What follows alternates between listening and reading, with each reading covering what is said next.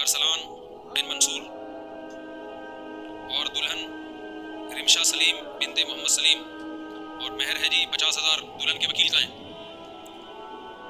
دلہن کے وکیل مارکیٹ آپ ہیں، آپ نے اجازت دی کہ میں 50,000 روپے مہر میں رمشا سلیم بنت محمد سلیم کا نکاح ارسلان بن منصور سے کروں، اجازت ہے؟ کہاں ہیں ارسلان بھائی؟ آپ کو الحمدللہ نحمدہ ونستعینہ ونستغفرہ ونؤمن بہ ونتوکل علیہ ونعوذ باللہ من شرور انفسنا ومن سیئات اعمالنا من یهده اللہ فلا مضل له ومن یضلل فلا هادی له ونشهد ان لا اله الا اللہ وحده لا شریک له ونشهد ان سیدنا وحبیبنا وشفیعنا وسندنا محمدا عبده ورسوله صلی اللہ تعالی علیہ وعلى آلہ واصحابہ وبارک وسلم تسلیما کثیرا کثیرا، اما بعد فاعوذ باللہ من الشیطان الرجیم، بسم اللہ الرحمن الرحیم۔ يا أيها الناس اتقوا ربكم الذي خلقكم من نفس واحدة وخلق منها زوجها وبث منهما رجالا كثيرا ونساء واتقوا الله الذي تساءلون به والأرحام إن الله كان عليكم رقيبا، وقال تعالى يا أيها الذين آمنوا اتقوا الله وقولوا قولا سديدا يصلح لكم أعمالكم ويغفر لكم ذنوبكم ومن يطع الله ورسوله فقد فاز فوزا عظيما، وقال النبي صلى الله عليه وسلم النكاح من سنتي وقال فمن رغب عن سنتي فليس مني، وقال النبي صلى الله عليه وسلم تزوجوا الودود الولود فإني مباهي بكم الأمم، وقال النبي صلی اللہ علیہ وسلم تزوجوا ولا تكونوا كرهبان النصارى۔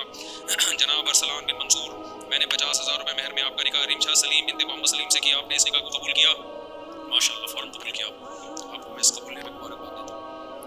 دعا کریں جی اللہ تعالیٰ برکت دے، الحمدللہ رب العالمین والعاقبۃ للمتقین والصلاۃ والسلام علی رسول الکریم وعلی آلہ وصحبہ اجمعین۔ اے اللہ اس نکاح کو اپنے دربار میں قبول فرما، اے اللہ اس کی برکتیں زوجین کو تادم حیات نصیب فرما، آپس کے اختلاف و انتشار سے، لڑائی جھگڑوں سے، ہر قسم کے شر فساد سے اللہ ان دونوں کی ہمیشہ کے لیے حفاظت فرما۔ اے اللہ اس نکاح کو دونوں کے خاندانوں میں جوڑ کا، محبتوں کا، برکتوں کا ذریعہ بنا، جس کی جو جائز مراد ہو اس کی مراد کو پورا فرما۔ ربنا آتنا فی الدنیا حسنۃ وفی الآخرۃ حسنۃ وقنا عذاب النار، صلی اللہ تعالی علی خیر خلقہ محمد وعلی آلہ وصحبہ۔ اللہ تعالیٰ بہت بہت مبارک کرے۔ ٹھیک ہے، اب یہاں گلے نہ ملے ادھر جا کے ملیں گے مبارکباد۔ پروگرام وہاں چلائے، آپ کی بھی ہو رہی ہے اس کے بعد؟ چلو بھائی، ماشاء اللہ کیا اس زمین کا حسن جو ہے نا بچے ہیں، اللہ نے گھروں کی رونق اور زمین کا حسن بچوں میں رکھا۔ گھر میں بچے ہوتے ہیں، وعلیکم السلام، کیا حال ہے؟ بس کافی ہو گیا میرا خیال، جیسے بچوں کے بدلے شروع ہوئے نا بچے آ گئے۔ السلام علیکم۔ مفتی صاحب، قرآن مجید میں کئی مقامات پر یہ بات آئی ہے کہ انسان کو اس کے گناہ کے بقدر سزا ملے گی اور کسی پر ظلم نہیں کیا جائے گا، لیکن دوسری جگہ یہ بھی ہے کہ ہم ان کے عذاب کو دگنا کر دیں گے۔ یہ دونوں باتیں ایک دوسرے کے متضاد کیوں ہے؟ میں آپ کے درس قرآن کے لیکچر پابندی سے سنتا ہوں، لیکن بس یہ اشکال ذہن میں آتا رہتا ہے۔ دیکھو، دگنے کا مطلب یہ نہیں ہوتا کہ جتنا سزا بنتی ہے اس کا دگنا دیں گے، یہ مطلب دگنے کا نہیں ہے۔ یہاں دگنا اس معنی میں ہے کہ جتنا اس کے دماغ میں عذاب کا تصور ہے اس سے کئی گنا بڑھا کے عذاب دیا جائے گا۔ تو یہ شدت کے معنی میں ہے، سخت عذاب دیا جائے گا۔ جو آپ کے ذہن میں ہے نا اس سے دگنا وہ ہوگا، پورا بدلہ ہی۔ اس کی مثال ایسے، ایک آدمی نے جرم کیا، چوری کی یا کوئی جرم کیا، اس کے ذہن میں ہے کہ اس پہ اتنی سزا بنتی ہے، تو جج کہے گا اتنی نہیں بنتی، اس کی دگنی بنتی ہے جو تم سوچ رہے ہو۔ تو یہاں دگنا دگنے کے معنی میں نہیں ہے، یہاں دگنا ہے بہت سخت عذاب کے معنی میں، سخت عذاب ان کو دیا جائے گا، تو وہ سخت ہوگا ان کے گناہوں کا بدلہ۔ اب ایک اشکال ہوتا ہے کہ بھئی جتنا گناہ ہے اتنی سزا ہونا، سخت کیوں دیا جا رہا ہے؟ تو اس اشکال کا جواب قرآن میں ہی اللہ نے دیا ہے کہ جب ان کو یہ عذاب دیا جائے گا نا، وہ یہ سمجھیں گے کہ یہ تو بہت سخت عذاب ہے، تو اس کے مختلف جگہوں پہ اللہ نے مختلف جواب دیے۔ ایک جواب اللہ نے یہ دیا، ان الذین کفروا ینادون لمقت اللہ اکبر من مقتکم انفسکم، آج تمہیں اپنے اوپر جتنا غصہ آ رہا ہے، جب تم گناہ کرتے تھے ہمیں تم پر اس سے بھی زیادہ غصہ آتا تھا، تو تم اس کو ہلکا سمجھ رہے تھے، لیکن ہماری نظر میں یہ ہلکا گناہ نہیں تھا۔ اور ایک جگہ اللہ نے فرمایا کہ سورہ ملک میں نا، کلما القی فیہا فوج سألہم خزنتہا، اللہ کہتے ہیں ہم نے ان کو جہنم میں ڈالیں گے جو غضب و غضب سے کھول رہی ہوگی وہ جہنم کی آگ۔ تو جب اس میں ڈالیں گے نا تو پھر جہنم کے فرشتے بھی پوچھیں گے کہ اتنے سخت عذاب میں تم کیوں جا رہے ہو؟ کیا تمہیں کوئی ڈرانے والا نہیں آیا تھا؟ وہ کہیں گے بلا قد جاءنا نذیر، آیا تھا ڈرانے والا۔ فکذبنا وقلنا ما نزل اللہ من شیء، ہم نے انکار کر دیا اس کا۔ تو یہ سارے اشکالات کا جواب ہی ہے یہ قرآن میں نا کہ ہم اتنی سخت سزا کیوں دیں گے، اس لیے کہ ان کا جرم ہلکا نہیں ہے، ان کا جرم بہت سخت ہے، ان کو بار بار اس جہنم سے ڈرایا گیا تھا، بتایا گیا تھا، پھر بھی یہ گناہ کرتے رہے ہیں، پھر بھی یہ برائیوں میں رہے ہیں۔ تو اس لیے اللہ ظالم نہیں، وما ظلمناہم، یہ تیسرا جواب ہے، وما ظلمناہم ولکن کانوا انفسہم یظلمون، اللہ کہیں گے ہم نے ظلم نہیں کیا، یہ خود اپنے اوپر ظلم کر کے آئے ہیں۔ تو یہ سارے جوابات اللہ نے یہی اشکال کے دیے ہیں کہ اللہ کی طرف سے ظلم نہیں ہوگا، اس کا عذاب ہی سخت ہے، اور سخت اس لیے کہ گناہ ہی سخت ہے تمہارا، تم ہلکا سمجھ رہے ہو، تو تمہارے ہلکا سمجھنے سے تھوڑی ہلکا ہو جائے گا یہ۔ دیکھو جو کسی بندے کو قتل کر دے, اس کے بچوں کو یتیم کر دے, بیوی کو بیوہ کر دے, وہ پھانسی پہ لٹکنے پہ تیار ہوگا کبھی؟ کبھی بھی نہیں ہوگا. وہ لوگ بھی ترس کھا رہے ہوں گے, ہائے بیچارے کو کیوں لٹکا رہے ہو. تو کیا کہا جائے گا بھائی اس نے جو جرم کیا ہے اس کے سائڈ افیکٹ دیکھو کیا نکلے ہیں. تو لہٰذا تمہیں ترس آ رہا ہے اس کے لٹکتے ہوئے, لیکن جب تم اس کے جرم کی نوعیت تمہیں پتہ چلے گی تو پھر تمہیں ترس نہیں آئے گا. تو اللہ بھی یہی کہیں گے کہ میں آگ میں جو ڈال رہا ہوں تمہیں ان پہ ترس آئے گا. آتا ہے دنیا میں کہ کیوں, لیکن جب تم دیکھو گے نا جن کرتوتوں کو یہ ہلکا سمجھ رہے تھے, اللہ کی نظر میں وہ ہلکے نہیں تھے.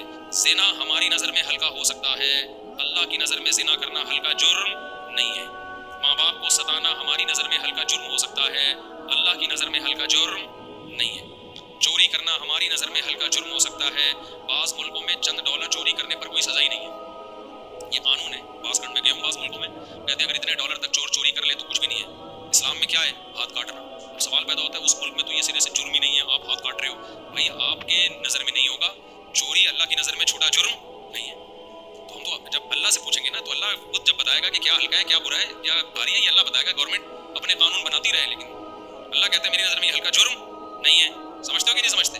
نماز چھوڑنا ہماری نظر میں ہلکی چیز ہے. وہ کیا ہو گیا بھائی, ہر مذہب میں عبادت ہوتی ہے, کچھ کرتے ہیں کچھ نہیں کرتے, تو اگر چھوڑ دی تو کیا ہو گیا؟ اللہ کہتے ہیں تمہاری نظر میں ہلکا ہے, میری نظر میں ہلکا جرم نہیں ہے. بار بار حی علی الصلاۃ کہہ کے صدائیں دلوا رہا ہوں کہ آ جاؤ, میں نے پیدا کیا, کھلاتا میں ہوں, پلاتا میں ہوں, یہ نیند دی ہے میں نے دی ہے, تو مجھے کیوں بھول گئے بھائی تم؟ تو نماز چھوڑنا نہیں ہے, یہ جرم ہے اللہ کو بھولنا.